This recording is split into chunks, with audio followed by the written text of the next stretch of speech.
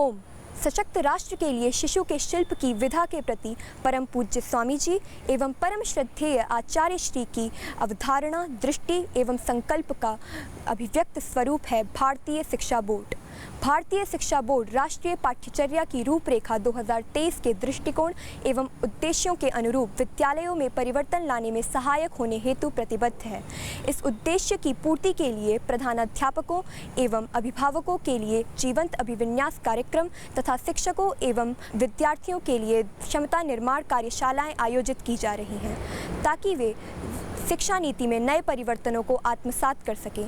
आचार्य coulomb के त्रयोदश वार्षिकोत्सव में इसी तथ्य को जीवंत स्वरूप प्रदान किया गया है। पतंजलि पदार्थ निर्माण से व्यक्ति एवं चरित्र निर्माण का संकल्प है, जो स्वदेशी अभियान से देश का पैसा देश में रहे और विकास में लगे, इस सिद्धांत का अक्षरशः पालन करते हुए पतंजलि अपना 100% अर्थ परमार्थ के लिए भारत माता की सेवा में समर्पित करता है। आचार्य कुलम के विद्यार्थियों की शिक्षा दीक्षा भी इसी भाव चेतना के साथ संपन्न होती है ताकि वे ऋषिपथ के अनुगामी बने और स्वयं समृद्धि और वैभव के शिखर पर पहुंचकर राष्ट्र को परम वैभवशाली बनाने में अपना अप्रतिम योगदान दें। आज हम जहां उपस्थित हैं, यह पतंजलि योगपीठ द्वारा संचालित व परम पूज्य स्वामी जी एवं श्रद्धेय आचार्य जी द्वारा स्थापित विद्यालय आचार्य कुलम की रचनात्मक और आत्मनिर्भर शिक्षा की प्रतिभा प्रदर्शन कार्यशाला है, जहां विद्यार्थी केवल किताबों तक ही सीमित नहीं है, अपितु वह कौशल विकास के साथ तकनीकी जान विज्ञान स्किल बेस्ड ई-कॉमर्स प्लेटफॉर्म में भी अपनी प्रतिभा का परिचय दे रहे हैं। आइए सबसे पहले ले चलते हैं आपको बेकरी से तैयार किए जाने वाले प्रोडक्ट्स की रचनात्मक कार्यशाला में। आपका नाम? मेरा नाम सरल है और मैं 11वीं कक्षा की छात्रा हूँ।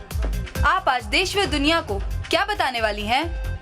मैं बताना चाहती हूँ आचार्य कुलम विद्यार्थियों के लिए एक ऐसा प्लेटफॉर्म है जहाँ लर्निंग बाय डूइंग का क्रियात्मक पक्ष देखने को मिलता है और इसके द्वारा छात्रों में विविध प्रकार के स्किल स्वतः ही विकसित हो जाते हैं। तो जल्दी से हमें बताइए, भविष्य में आने वाली चुनौतियों के लिए आप किस प्रकार आत्मनिर्भर बन रही हैं?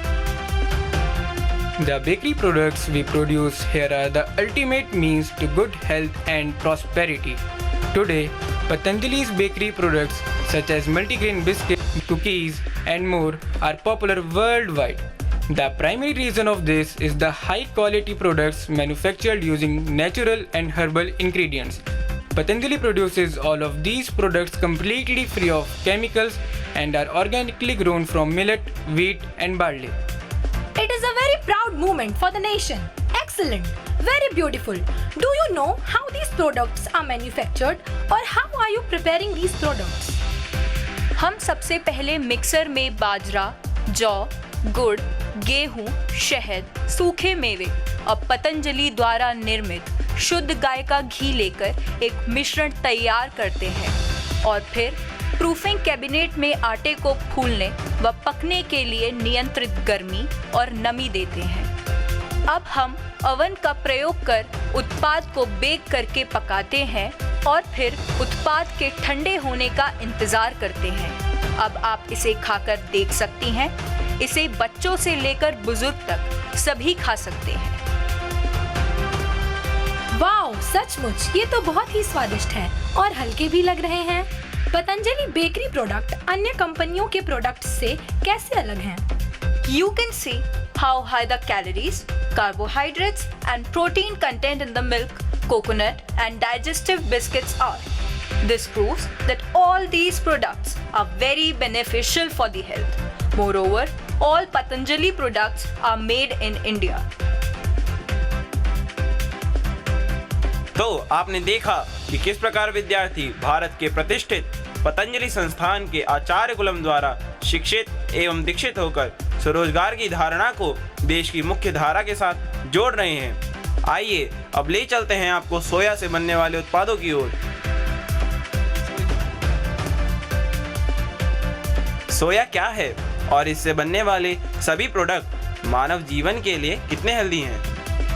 सोयाबीन एक अत्यंत पोषक तथा बहुउपयोगी फसल के साथ साथ उच्च प्रोटीन स्रोत, हार्मोन संतुलन में मददगार, हृदय एवं हड्डी संबंधी स्वास्थ्य के लिए बहुत लाभकारी है। इसके द्वारा अनेक उत्पाद जैसे सोया तेल, आटा, दूध, पनीर और सोया चंक्स जैसी खाद्य सामग्री बनाई जाती है। मैं देख रही हूँ इस बड़े से प्लांट में जो पनीर बनाया जा रहा है वह दूध से निर्मित पनीर के जैसा ही दिख रहा है। सोया पनीर किस प्रकार तैयार किया जाता है? Soya grains are cleaned in a dust toner machine and kept in a large stainless steel vessel at about 20 to 25 degrees Celsius. They are also soaked in water for 12 hours. भीगे दानों को ग्राइंडर में पानी के साथ पीसकर सोया pulp यानी ओकारा अलग किया जाता है और तरल भाग को हम सोया दूध कहते हैं। अब सोया दूध को 85 से 95 डिग्री सेल्सियस तक गर्म कर सिट्रिक एसिड मिलाकर लगातार चलाते हैं। कुछ ही मिनटों में दूध फटकर दही जैसा जमने लगता है। जम चुके पदार्थ को मोल्ड में डालकर कपड़े से ढका जाता है। इसके बाद हाइड्रोलिक प्रेस लगाकर 20 से 40 मिनट दबाकर रखने से यह स्वादिष्ट पनीर बनकर तैयार हो जाता है। अब आप इसे खाकर देख सकती हैं। अरे वाह, यह तो बहुत ही स्वादिष्ट है। मैं देश की सभी माताओं और बहनों से निवेदन करना चाहूँगी, यह पनीर उच्च प्रोटीन के साथ पूरी तरह स्वास्थ्यवर्धक है। इसे रसोई घर में अवश्य पकाएं। क्या मिठाइयों का नाम सुनकर आपको डर लगता है? तो आइए आपको परिचय कराते हैं पतंजलि की आयुर्वेदिक मिठाइयों से। अब शुगर, कोलेस्ट्रॉल का टेंशन छोड़िए और इन आयुर्वेदिक स्वास्थ्यवर्धक मिठाइयों का जी भरकर आनंद लीजिए। आपका शुभ नाम? मेरा नाम आराध्या है। How are ayurvedic sweets a good option for people's health? एक तो कोई केमिकल या शुगर इन मिठाइयों में मिलाया नहीं जाता है। शुगर की जगह शहद अथवा गुड़ का उपयोग किया जाता है। Secondly, all these sweets are made with different ayurvedic ingredients. आप बताइए, यह कौन सी मिठाई है और यह मानव जीवन को आरोग्य प्रदान करने में कैसे सहायक है? यह है अश्वगंधा शतावरी बर्फी। यह मिठाई शरीर की इम्यूनिटी एवं रोग प्रतिरोधक क्षमता को बढ़ाने में बहुत ही लाभकारी है। अश्वगंधा शतावरी बर्फी को हम शहद, दूध, घी, बादाम और सूखे मेवों के साथ पकाकर बनाते हैं। अब आप देख ही सकती हैं, अभी यहाँ पर केसर, इलायची युक्त लौकी, एलोवेरा हलवा बनाया जा रहा है। यह खाने में बहुत ही स्वादिष्ट होता है। साथ ही यह हड्डियों और मांसपेशियों के लिए विशेष लाभकारी है। आप भी इसे खाकर अपना अनुभव बता सकती हैं। हाँ, गजब का स्वाद है। दर्शकों, आपको लौकी एलोवेरा युक्त हलवा जरूर खाना चाहिए। आचार्य कुलम के मेधावी छात्र फॉर्मल एजुकेशन के साथ साथ creative education and self reliance के क्षेत्र में भी आगे बढ़ रहे हैं। The brilliant students of Acharya Kulam are progressing not only in formal education but also in the fields of creative education and self-reliance.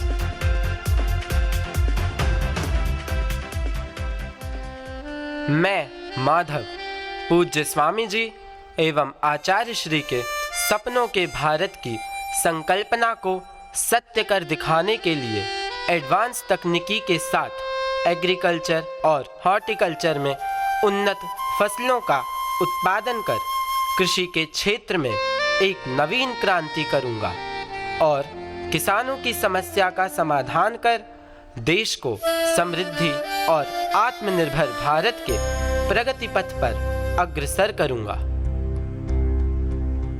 अहम अतिथि परम पूज्य स्वामी वर्याणां परम श्रद्धेय आचार्य श्री महाभागवत सदृशानां समर्थ गुरूणाम् अनुसरणं कुर्वती ग्राम्य जनेभ्यः आजीविकाः उच्च प्रशिक्षणं तथा च आधुनिक प्रौद्योगिक्या सह समावेशं कारयित्वा ग्रामोद्योगं साक्षात् नगराणां रिटेल शॉप यावत् प्रापयित्वा ग्रामीण जनजीवनं प्रमुदितं समृद्धं कुर्वती राष्ट्र प्रगतौ स्वकीयं योगदानं दास्यामि।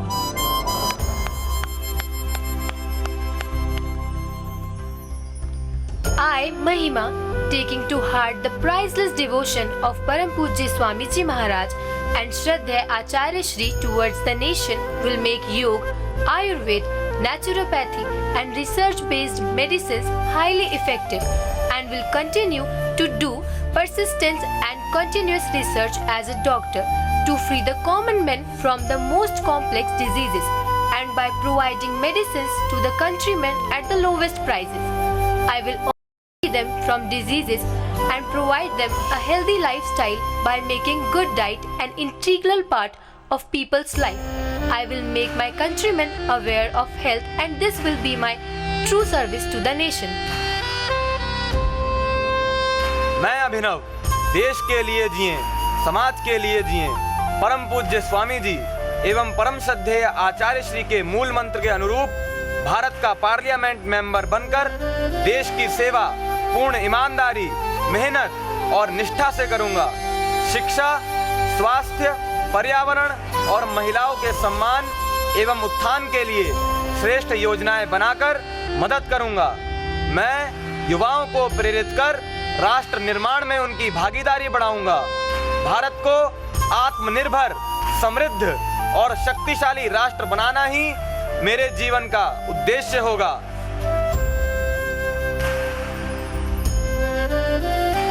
अहम रक्षिता परम पूज्य स्वामी वर्यैः परम श्रद्धेय आचार्य श्री वर्यैः उपदिष्ट उच्च आदर्शैः चारित्रिक मूल्यैः सह भारतीय प्रशासनिक सेवा अधिकारी रूपेण अहं समाजस्य प्रत्येक वर्गस्य कृते कार्यं कुर्वती सर्वकारस्य सर्वाः योजनाः प्रतिगृहं गत्वा निर्धनानाम् एवञ्च वञ्चितानां जनानां सहायतां करिष्यामि। तथा च सहैव उत्कोच ग्रहीतृषु अवैध धन संचय कर्तृषु वर्धमानेषु अपराधेषु कठोरतम निर्णयं स्वीकृत्य तेभ्यः उचितं दण्डं दत्त्वा देशे सौहार्दम् एवं शान्तिपूर्णं वातावरणं निर्मास्यामि। अहं सत्यनिष्ठया पूर्ण प्रामाणिकतया कर्तव्यबोधेन सह कार्यं कृत्वा प्रशासनम एवं च समग्र देशम आत्मनिर्भरम सुरक्षितम समृद्धम करिष्यामि। Just like the Norwegian Sovereign Fund, which was established in 1990 as a government fund, and presently it has assets of more than $1 trillion and is also playing a pivotal role in the progress of its nation. I too will play a crucial role in realizing the dream of making India a developed nation by 2047 by establishing the Patanjali Fund and setting a benchmark through a premium FMCG products driven by innovative research. मैं लोकतंत्र, समानता, स्वतंत्रता और परस्पर सौहार्द के सिद्धांतों, सत्य, न्याय और संविधान के मूल्यों के अनुरूप वकालत करूंगा और अन्याय, अत्याचार एवं शोषण के विरुद्ध अपनी आवाज को बुलंद कर न्याय की स्थापना करूंगा।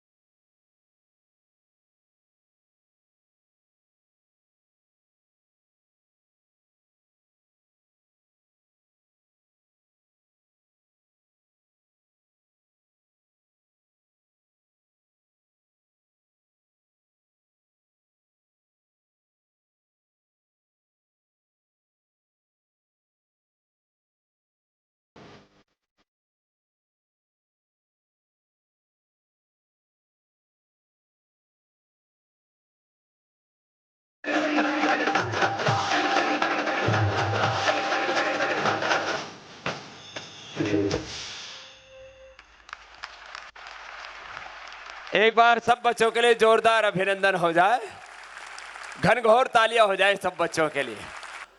और सब बच्चों ने जो अलग अलग आयाम हैं शिक्षा के, उनको बहुत ही जीवंतता के साथ यहाँ पर प्रस्तुत किया। एक बार सबके लिए जोरदार अभिनंदन है। पूज्य महाराज श्री बैठे आपको बहुत आशीर्वाद दे रहे थे। किसी माता पिता के घर में एक भी होनहार बच्चा होता है तो माता पिता अत्यंत प्रफुल्लित होते हैं। हम तो यहाँ सैकड़ों होनहार और गुणवान, शीलवान, चरित्रवान, महान बच्चों को देख करके बहुत अभिभूत हैं। एक बार जोरदार अभिनंदन। तो पहले महाराज जी का आशीर्वाद हो जाए। पतंजलि का कोना कोना कण कण पूज्य महाराज श्री के प्रति कृतज्ञ है और आप ऐसे ही सब पर प्रीति करते हैं। पूज्य महाराज जी, आप अपने आशीर्वादों से बच्चों को उपकृत करो। आपदाम अपहर्तारम दातारम सर्वसंपदाम लोकाभिरामम श्रीरामम भूयो भूयो नमाम्यहम। पूज्य महाराज श्री ने मुझसे कहा कि मैं आप सब लोगों को आशीर्वाद दूं। वास्तविकता यह है, मैं आज यहाँ पर खड़ा हूँ आशीर्वाद देने के लिए नहीं, किंतु पूज्य स्वामी जी के और श्रद्धेय आचार्य जी के इस अत्यंत श्रेष्ठ तप को अभिवादन करने के लिए मैं यहाँ पर खड़ा हूँ। सदियों से हमारा देश गुलाम बनाया गया और इस देश की प्राचीन परंपरा को नष्ट करने के लिए यहाँ की शिक्षा पद्धति पर कुठाराघात किया गया। India has been conquered once, it must be conquered again, and the second conquest should be through education. इस प्रकार का मैकॉले और मैक्स मूलर का जो षड्यंत्र रहा, उस षड्यंत्र को यू टर्न देने का काम यदि किसी ने किया है तो पूज्य स्वामी रामदेव जी महाराज ने किया है। ऐसा मेरा परम विश्वास आज परिपूर्ण पक्का हो गया। मित्रों, पतंजलि को देख करके, यहाँ के वातावरण को देख करके मुझे पुनः पुनः भगवान मनु का वह श्लोक याद आता है। एतद्देश प्रसूतस्य सकाशाद अग्रजन्मनः स्वम स्वम चरित्रम शिक्षेरन पृथिव्याम सर्वमानवाः। यहाँ का आज का थीम आप लोगों ने रखा है, चरित्र निर्माण और समृद्धि का आधार शिक्षा। वास्तविकता यही है, शिक्षा के कारण भारत संसार में सबसे उन्नत देश रहा। शिक्षा, ज्ञान की आराधना, और ज्ञान केवल इंफॉर्मेटिव नहीं होता है, वो फॉर्मेटिव भी होता है। और वो फॉर्मेटिव ज्ञान कैसा होना चाहिए, इसको यदि जानना है तो हम लोगों को IKS इंडियन नॉलेज सिस्टम को ही जानना पड़ेगा। अभी पिछले ही महीने मेरा एक व्याख्यान था, कीनोट स्पीच था 200 वाइस चांसलर के सामने। वह मुंबई के ताज होटल में था, एक कॉन्फ्रेंस में।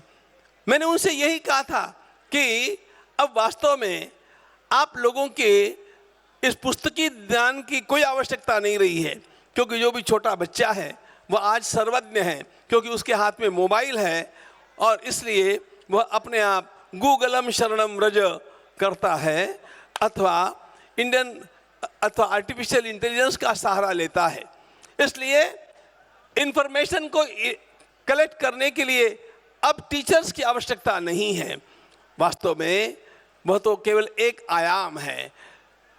हमारी परंपरा में, वैदिक परंपरा में 2 प्रकार की शिक्षा कही गई, विद्यांच अविद्यांच यस्तद्वेदो भयं सह अविद्या मृत्युं तीर्थवा विद्यामृतमश्नुते। व्यावहारिक शिक्षा जो उपजीविका के लिए है, लेकिन दूसरी शिक्षा का जो दूसरा आयाम है वह चरित्र का निर्माण है और वह अध्यात्म में है। और इसलिए इन दोनों को वेद विद्या व्रत स्नातन, हमारे यहाँ पर 2 प्रकार के स्नातक होते थे।